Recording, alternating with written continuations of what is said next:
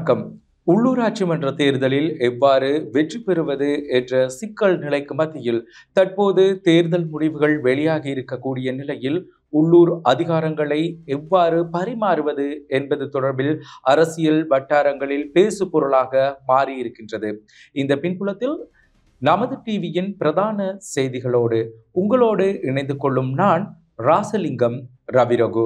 விரிவான செய்திகளுக்கு செல்வதற்கு முன்னர் முதலில் இன்றைய நாளுக்கான தலைப்புச் செய்திகள்.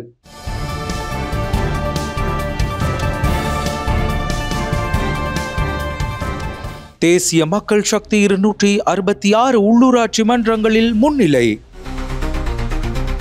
வாக்கு வங்கி வீழ்ச்சி அடைந்துள்ளதாக எதிர்க்கட்சிகள் தெரிவிப்பு. வடக்கு கிழக்கில் மக்கள் வழங்கிய ஆணையை முழுமையாக பயன்படுத்த வேண்டும், தமிழ் கட்சிகள் வலியுறுத்து.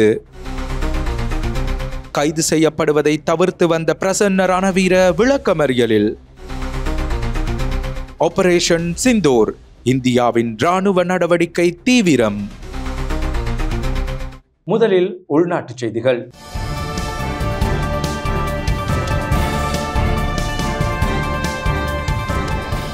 நாடளாவிய ரீதியிலான தேர்தல் முடிவுகளின் பிரகாரம் தேசிய மக்கள் சக்தி 266 உள்ளூராட்சி மன்றங்களை கைப்பற்றி பெரும்பான்மை வாக்குகளை பெற்றுக் கொண்டிருக்கின்றது.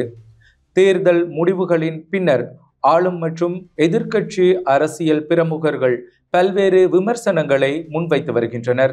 நாடளாவிய ரீதியிலான தேர்தல் முடிவுகளின் அடிப்படையில் தேசிய மக்கள் சக்தி 266 உள்ளூராட்சி மன்றங்களில் முன்னிலை வகிக்கின்றது. இதன்படி தேசிய மக்கள் சக்தி 23 மாநகர சபைகளிலும் 26 நகர சபைகளிலும் 217 பிரதேச சபைகளிலும் முன்னிலை பெற்றுள்ளது. இலங்கை தமிழரசு கட்சி 37 உள்ளூராட்சி மன்றங்களில் முன்னிலை பெற்றிருக்கின்றது.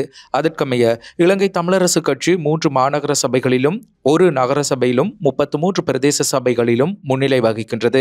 ஐக்கிய மக்கள் சக்தி 13 உள்ளூராட்சி மன்றங்களை கைப்பற்றி 2 நகர சபைகளிலும் 11 பிரதேச சபைகளிலும் முன்னிலை வகிக்கின்றது. ஸ்ரீலங்கா முஸ்லிம் காங்கிரஸ் 5 உள்ளூராட்சி மன்றங்களில் முன்னிலை வகிக்கின்றது. அதற்கமைய ஸ்ரீலங்கா முஸ்லிம் காங்கிரஸ் 3 பிரதேச சபைகளையும் 2 நகர சபைகளையும் கைப்பற்றியுள்ளது.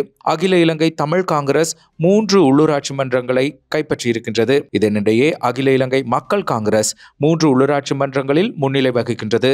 இந்நிலையில் தேசிய மக்கள் சக்தி அரசாங்கம் ஊழல் இல்லாத தேசிய சீர்திருத்த திட்டத்தை தொடர்வதற்கு ஆணை வழங்கப்பட்டுள்ளதாக கட்சியின் பொதுச் செயலாளர் டில்வின் சில்வா தெரிவித்துள்ளார். தேவையான இடங்களில் தேசிய மக்கள் சக்தி ஒரு கட்சியாக தெளிவான மற்றும் முன்னணி வெற்றியை பெற்றுள்ளதாக அவர் கூறியுள்ளார். இதனிடையே உள்ளூராட்சி அதிகாரங்களை நிறுவுவதற்கு சுயாதீன குழுக்களுடன் இணைந்து செயல்பட தயார் எனவும் தேசிய மக்கள் சக்தி தெரிவித்துள்ளது. வலுவான மற்றும் நேர்மையான பொது சேவையை வழங்க அனைத்து எதிர்க்கட்சிகளும் ஒன்றிணைந்து ஒரு கூட்டு பணியில் ஈடுபட வேண்டும் என எதிர்க்கட்சி தலைவர் சஜித் பிரேமதாசா அழைப்பு விடுத்துள்ளார்.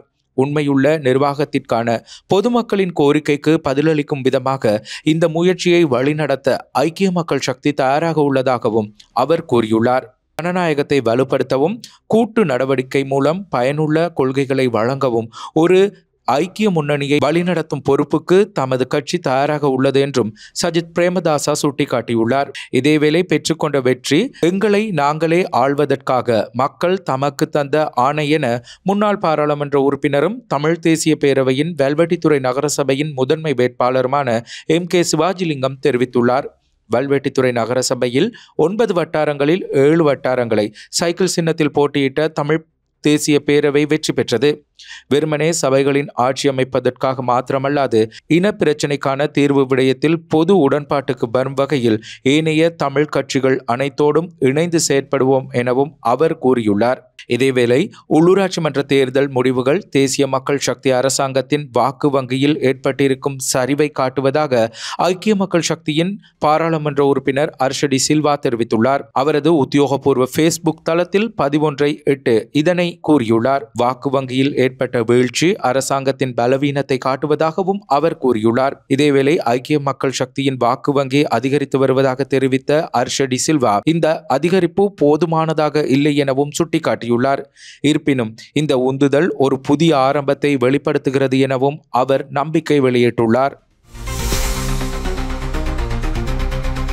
உலக வங்கியின் தலைவருக்கும் ஜனாதிபதிக்கும் இடையில் இன்று விசேட கலந்துரையாடல் இடம்பெற்றது.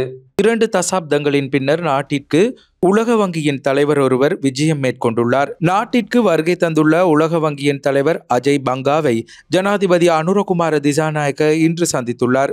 முதலீடு, டிஜிட்டல் மயமாக்கல், சுற்றுலா, விவசாயம் மற்றும் பிராந்திய மேம்பாடு ஆகியவற்றில் கவனம் செலுத்தும் 3 ஆண்டு கூட்டாண்மை தொடர்பில் இதன்போது கலந்துரையாடப்பட்டுள்ளது. முன்னாள் சுகாதார அமைச்சர் கெஹலிய ரம்புக்வெல்ல மீண்டும் விளக்கமறியலில் வைக்கப்பட்டுள்ளார்.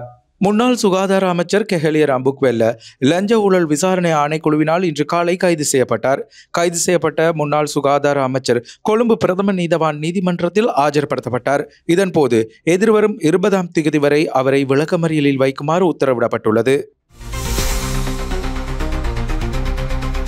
60 நாட்களுக்கு மேலாக கைது நடவடிக்கையை தவிர்த்து வந்த முன்னாள் ராஜாங்க அமைச்சர் பிரசன்ன ரணவீர இன்று நீதிமன்றத்தில் சரணடைந்ததை தொடர்ந்து விளக்கமறியலில் வைக்கப்பட்டுள்ளார். முன்னாள் ராஜாங்க அமைச்சர் பிரசன்ன ரணவீர எதிர்வரும் 19ஆம் தேதி வரை விளக்கமறியலில் வைக்கப்பட்டுள்ளார். போலி ஆவணங்களை தயாரித்து கிரிபத்கொட பகுதியில் உள்ள அரச காணி ஒன்றை விற்பனை செய்தமை தொடர்பில் பிரசன்ன ரணவீரவை கைது செய்ய பகிரங்க பிடியாணை பிறப்பிக்கப்பட்டிருந்தது. இந்நிலையில் பிரசன்ன ரணவீர இன்று காலை மகர நீதவான் நீதிமன்றத்தில் சரணடைந்திருந்த நிலையில் விளக்கமறியல் உத்தரவு பிறப்பிக்கப்பட்டுள்ளது. முன்னாள் ஜனாதிபதி ரணில் விக்ரமசிங்க நாளைய தினம் இந்தியாவுக்கு விஜயம் மேற்கொள்ள உள்ளார். முன்னாள் ஜனாதிபதி ரணில் விக்ரமசிங்க நாளை இந்தியாவுக்கு விஜயம் மேற்கொள்ள உள்ளார். கர்நாடகா மாநிலத்தில் த ஹிந்து செய்தித்தாள் ஏற்பாடு செய்துள்ள விழாவில் கலந்து கொள்வதற்காக அவர் இந்தியாவுக்கு செல்ல உள்ளார். இந்த விழாவில் ரணில் விக்ரமசிங்க முக்கிய உரையாற்றுவார் என அவரது அலுவலகம் வெளியிட்டுள்ள அறிக்கையில் குறிப்பிடப்பட்டுள்ளது.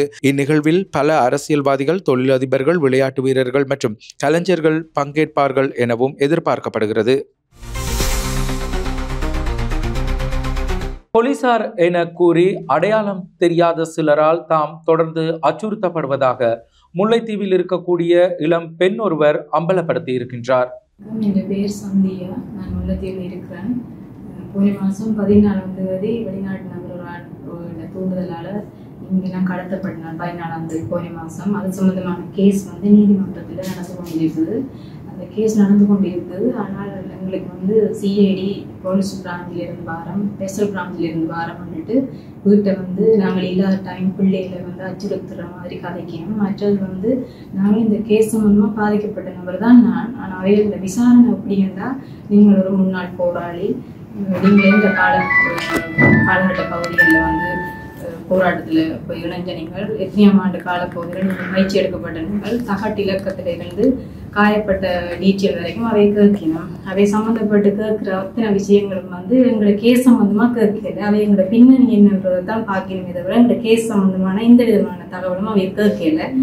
நாங்கள் இல்லாத டைம் எங்களை வீட்டை போய் பிள்ளைகள், சின்ன பிள்ளைகள் 14 வயசும் 12 வயசு பிள்ளைகள்கிட்ட போய் பிள்ளைகளோட தகாத வார்த்தைகளாலெல்லாம் கதைக்கணும். அது சம்மந்தமாக எங்களுக்கு அவையில் நாங்கள் டிஜிபி ஆஃபீஸில் போய் அவைக்கு கம்ப்ளைண்ட் பண்ணிட்டு அவையில் இந்த கேஸில் உங்களை விசாரிக்க மாட்டோம், வேறு நபர் தான் விசாரிக்கணும் எங்களை அனுப்பினது. திருப்பியும் நாங்கள் ஸ்பெஷல் பிராஞ்சுக்கு போனாங்க. அங்கே அதே நபர் தான் எங்களை விசாரித்தது. அந்த விசாரணையில் எங்களை கேஸ் சம்மந்தப்பட்ட எந்த கேள்வியும் கேட்காமல் நாங்கள் போராட்ட காலத்தில் பங்கு பெற்றினதான்ற கேள்வி மட்டும்தான் அவை கேட்கப்பட்ட கேள்வி. இது சம்பந்தமா எங்களுக்கு ஏற்கனவே இந்த கேஸ் நடந்து கொண்டிருக்கத்தக்கன இவையில் இப்படி செய்யறதால எங்களுக்கு அது அச்சுறுத்தல். ஏற்கனவே நாங்கள் பாதிக்கப்பட்டிருக்கிறோம். இதனால எனக்கு மன உளைச்சல். அவையில் இப்படி கேட்குற இது எங்களுக்கு பிள்ளைகள் அச்சுறுத்தினோம், மரியாதை இல்லாத மாதிரி கதைக்கணும், தூசண வார்த்தைகள் யூஸ் பண்ணினோம். அது சம்பந்தமா நாங்கள் இதை தெரியப்படுத்தணும் வேண்டி இங்க நாங்கள் இந்த மாசம் 24ஆம் தேதி அவை எங்க வீட்டை வந்தவே. 24ஆம் தேதி வாரத்துக்கு முதல்ல எங்கள்கிட்ட கால் பண்ணி கதைச்சவே. நாங்கள் வீட்டுல இல்ல, வெளியிடத்துல நிக்கிறோம் அவைக்கு சொன்ன நாங்கள் வீட்டை கால் பண்றோம்னு சொல்லியும் அவைய திருப்பி எங்களோட போனுக்கு கால் பண்ணிட்டு நாங்கள் வரையிலேன்றோன்னா வீட்டை போய்த்தான் அவை கதைச்ச அத்தனையும் அவை பிள்ளையோட முரண்பட்டது. அவை கதைச்ச அத்தனை ஆதாரமும் எங்களோட வீட்டை சிசிடிவி புகையில சேவ் ஆகியிருக்குது. அவையோட ரெக்கார்ட் ஃபுல்லா எங்களோட போன்ல இருக்குது. அவை என்னென்ன வார்த்தைகள் யூஸ் பண்ணிருக்கிறோம், அவை யார் ஆக்கல்ன்ற அவ்வளவு ஆதாரங்களும் எங்களோட போன்ல இருக்குது. அதுக்கப்புறம் நாங்கள் நாங்கள் அவை இல்லை, திருப்பி கால் பண்ணி முரண்பட்டவே. திருப்பி நாங்கள் அவைய கம்ப்ளைண்ட் பண்றதுக்கு போறதுக்கு வழி கிடைக்கே வீட்டை அவை முரண்பட்டவே. நாங்கள் வருவோம், நீங்கள் போங்கன்னு அனுப்பிட்டு நாங்கள் கம்ப்ளைண்ட் பண்ணியே போனாங்க. போலீஸ் ஆகலாம் இல்ல வேற போலீஸ்ல வந்து ஸ்பெஷல் பிரான்ச்னு சொல்லினோம். முதல்ல சிஐடி கண்டிச்சனா அப்புறம் ஸ்பெஷல் பிரான்ச்னு சொல்லினோம். யூனிஃபார்மோட வரணுமா இல்ல சிவிலோட தான் வந்தது. மனிதர் மாணவர்களுடைய முறைப்பாடு அதுல நாங்கள் முறைப்பாடு கால் பண்ணி கதைச்சினாங்க. நாங்கள் கதைக்கு அவை இன்றைக்கு வர சொல்லி நாங்கள் இங்க வர்றதுக்காக போகல, நாளைக்கு அங்க போவோம் மனிதர் மேல் போவோம். 17 மாவட்டங்களுக்கு மின்னல் எச்சரிக்கை விடுக்கப்பட்டுள்ளது. மேற்கு சப்ரகமுவ, மத்திய ஊவா, தெற்கு மற்றும் கிழக்கு ஆகிய மாகாணங்களிலும் பொலனறுவை மாவட்டத்திலும் கடுமையான மின்னல் தாக்கம் ஏற்படுவதற்கான எச்சரிக்கையை வளிமண்டலவியல் திணைக்களம் வெளியிட்டுள்ளது. இன்றிரவு 11:30 வரை அமுலில் இருக்கும் வகையில் பல மாவட்டங்களுக்கு சிவப்பு எச்சரிக்கை விடுக்கப்பட்டுள்ளதாக திணைக்களம் தெரிவித்துள்ளது. இந்த பகுதிகளில் சில இடங்களில் 75 மில்லிமீட்டருக்கும் அதிகமான பலத்த மழை பெய்யக்கூடும். இடியுடன் கூடிய மழை பெய்யும் போது தற்காலிக பலத்த காற்றும் வீசக்கூடும். மின்னல் தாக்கத்தால் ஏற்படும் சேதங்களை குறைக்க போதுமான முன்னெச்சரிக்கை நடவடிக்கைகளை எடுக்குமாறும் பொதுமக்களிடம் கேட்டுக் கொள்ளப்பட்டுள்ளது. இந்தியாவிலிருந்து கஞ்சா கடத்திய 3 கடற்படையினரால் கைது செய்யப்பட்டுள்ளனர். இந்தியாவிலிருந்து கடல் மார்க்கமாக பெருந்தொகை கஞ்சாவை கடத்திய 3 பேரை கடற்படையினர் கைது செய்துள்ளனர். யாழ்ப்பாணம் எழுவைத்தீவு கடற்பரப்பில் இவர்கள் கைது செய்யப்பட்டுள்ளனர். சந்தேக நபர்களிடமிருந்து 323 கிலோகிராம் கேரள கஞ்சா கைப்பற்றப்பட்டுள்ளது. கைது செய்யப்பட்டவர்களில் ஒருவர் பேசாலை பகுதியையும் மற்றைய 2 குருநகர் பகுதியையும் சேர்ந்தவர்கள் என தெரிய வந்துள்ளது. சந்தேக நபர்களிடம் விசாரணைகளை மேற்கொண்ட பின்னர் அவர்களை போலீசாரிடம் ஒப்படைக்க கடற்படையினர் நடவடிக்கை எடுத்து வருகின்றனர். தொடர்வது சர்வதேச செய்திகள்.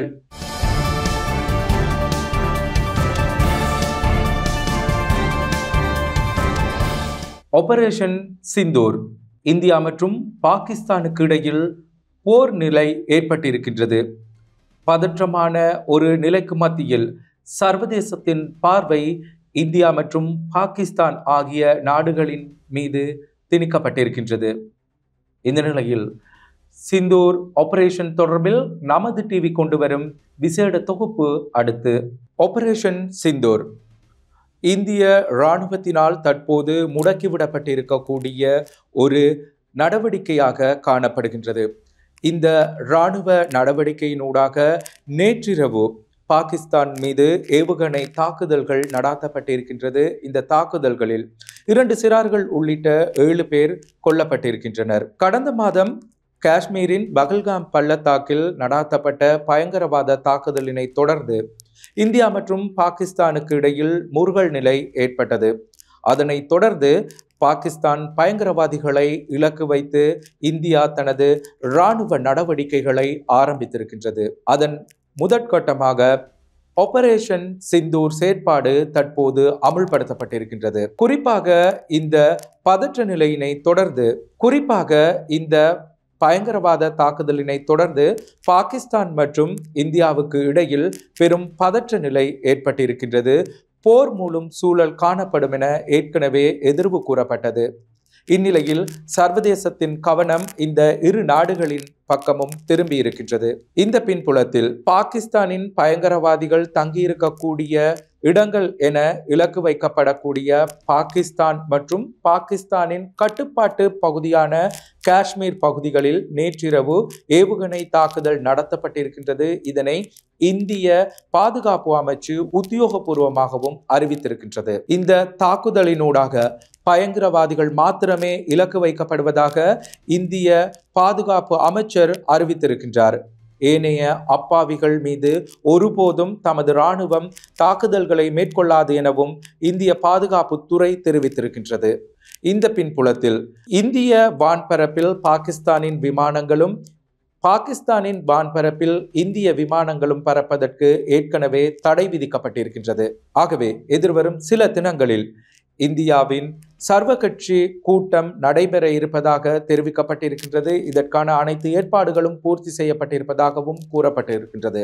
இந்தியாவின் காஷ்மீர் பஹல்காம் பள்ளத்தாக்கில் சுற்றுலா பயணிகள் மீது நடத்தப்பட்ட பயங்கரவாத தாக்குதலில் நேபாள நாட்டவர் உள்ளிட்ட 26 பேர் கொல்லப்பட்டனர். இதனைத் தொடர்ந்து தற்போது 2 நாடுகளுக்கும் இடையில் போர் பதற்றம் ஏற்பட்டிருக்கின்றது. இந்த நிலை மிகவும் உச்சக்கட்டத்தை எட்டியிருப்பதாக ஐக்கிய நாடுகள் சபையின் பொதுச் செயலாளர் நாயகம் அண்டோனியோ குட்டேரஸ் தெரிவித்திருக்கின்றார். ஆகவே இந்த நிலையை சுமூகமாக்குவதற்கு இரு நாடுகளும் கலந்துரையாட வேண்டும் எனவும் இரு நாட்டின் அரச தலைவர்களும் உரிய நடவடிக்கைகள் எடுக்க வேண்டும் எனவும் அன்டோனியோ குட்டேரஸ் வலியுறுத்தி இருக்கின்றார். இவ்வாறான பதற்ற நிலையை தொடர்ந்தும் அனுமதிக்க முடியாது எனவும் ஐக்கிய நாடுகள் சபையின் செயலாளர் நாயகம் சுட்டிக்காட்டியிருக்கின்றார். இந்த பின்புலத்தில் தொடர்ந்தும் இந்தியாவில் இராணுவ நடவடிக்கைகள் அதிகரிக்கப்பட்டிருப்பதாகவும் தெரிவிக்கப்பட்டிருக்கின்றது. பாதுகாப்பு ஒத்திகை நடவடிக்கைகள் தீவிரப்படுத்தப்பட்டிருப்பதாகவும் சுமார் 200க்கும் மேற்பட்ட இடங்களில் ஒத்திகை நடவடிக்கைகள் முன்னெடுக்கப்பட்டிருப்பதாகவும் இந்திய செய்திகள் தெரிவித்திருக்கின்றன. ஆகவே இந்தியா மற்றும் பாகிஸ்தானுக்கு இடையில் தற்போது ஏற்பட்டிருக்கக்கூடிய இந்த பதற்ற நிலை மட்டுமன்றி ஆபரேஷன் சிந்தூர் தொடர்பான அடுத்த கட்ட நடவடிக்கைகளையும் நமது டிவியின் யூடியூப் தளத்தினூடாக கொண்டு வருவதற்கு நாங்கள் தயாராக இருக்கின்றோம். உள்ளூராட்சி மன்ற தேர்தல் அதே போல தற்போது எங்களுடைய அயல் நாடாக காணப்படும் இந்தியாவில் காணப்படக்கூடிய அரசியல் கள நிலவரங்கள் தொடர்பான அனைத்து தகவல்களையும் www.namadulk.com என்னும் எமது உத்தியோகபூர்வ இணையதளத்தில் பார்வையிட முடியும். அதே போல காணொளியுடன் கூடிய செய்தியினை பெற்றுக்கொள்வதற்கு நமது டிவி என்ற எங்களுடைய யூடியூப் தளத்தினை சப்ஸ்கிரைப் செய்து கொள்ளுங்கள். இத்துடன் இன்றைய நாளுக்கான பிரதான செய்திகள் நிறைவடைகின்றன. வணக்கம்.